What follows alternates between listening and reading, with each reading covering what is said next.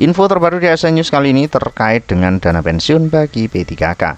Jika PP terkait dengan dana pensiun P3K ini terbit, maka sahabat-sahabat P3K tidak perlu beralih status menjadi PNS. Lalu bagaimana untuk informasinya? Berikut langsung saja ulasan lengkapnya. Jika PP dana pensiun P3K terbit, tuntutan alih status ke PNS bakal tenggelam.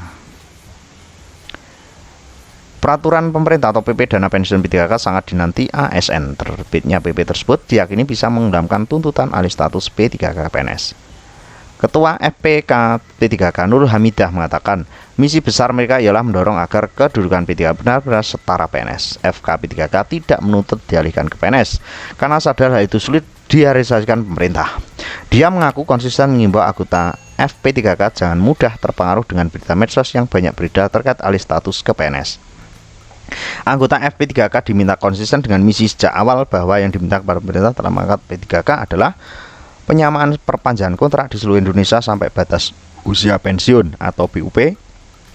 Hal itu juga sudah didorong oleh Dirjen GTKPG Prof. Nunu Suryani di hadapan DPR RI. Kami mohon kepada DPR RI dan pemerintah bisa cepat regulasi berupa PP dana pensiun P3K sehingga keresahan kami bisa terobati, kata Nurul pada CPNN. Dia mengungkapkan saat menjadi honorer puluhan tahun, mereka resah akan kehidupan yang jauh dari layak. Kini tidak, ketika diangkat menjadi P3K, mereka resah dengan perpanjangan kontrak. Selanjutnya, keresahan itu selalu terjadi manakala mendekati masa kontrak berakhir. Mereka takut tidak diperpanjang lagi, apalagi ada fakta ratusan P3K hasil seleksi pertama 2019 diputus kontraknya.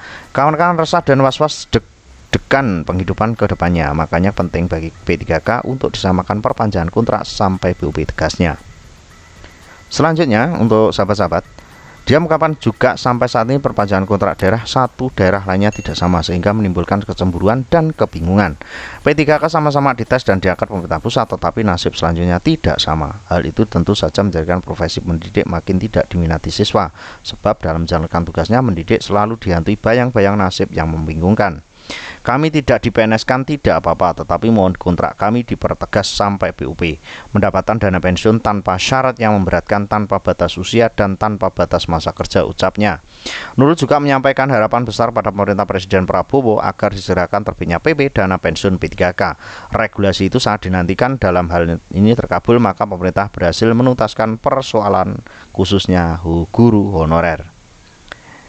Nurul menjawab P3K pada waktu untuk tetap bersabar. Regulasi ke full time sudah diajukan FP3K dan pemerintah sudah berupaya akan memberikan kesempatan menjadi full time sesegera mungkin.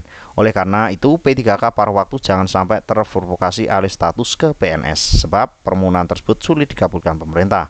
FKP3K tidak memaksakan diri di situasi pemerintah yang saat ini banyak yang harus dituntaskan, tegasnya. Namun Nurul berharap selama masa tunggu dari P3K paruh waktu ke full time, pemerintah memberikan insentif langsung ke rekening masing-masing. Semoga pemerintah mengabulkan, amin, sambungnya.